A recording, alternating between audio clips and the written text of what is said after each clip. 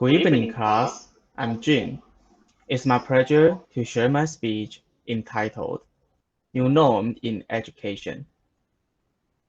During the pandemic, online classes became a new norm, which brought us a lot of inconvenience and, unfortunately, the poor quality of teaching. In fact, I like physical class more, and I like the in-person communication and the traditional way of explaining everything clearly on the blackboard.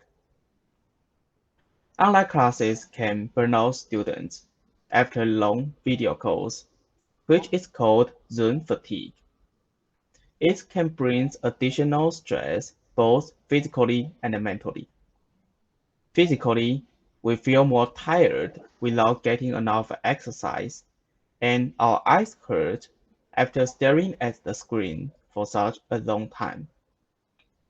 Mentally, we feel more anxious because of the increased eye contact, and it's hard to keep focus due to the distractions by all the things going on around you. Well, I believe all of those difficulties can be overcome if the remote students have enthusiasm for learning. But students can hardly change the teacher's teaching. In online classes, teachers should pay more effort to keep the qualities, and they should try harder to overcome some problems that happen in distant classes.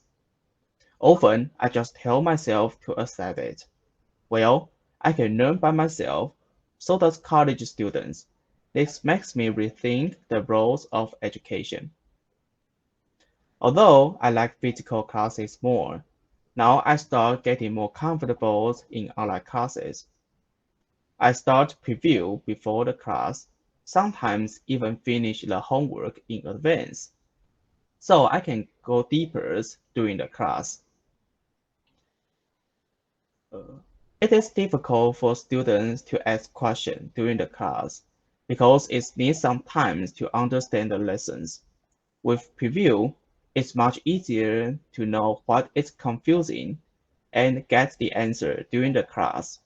This increases interactions between students and the teacher. Also, I prefer to be the last staying online, so I can ask some questions outside the textbook to satisfy my curiosity. This moment would be more like a discussing than teaching. We exchange information and learn quickly. For me, that's the meaning of education, much more like what happened in the laboratory. We read research papers and share it with professors. In fact, college students can learn by themselves, but we still need some expert to guide us. In that case, the medium isn't that important, as long as we can deliver our thoughts. Thank you for your attention.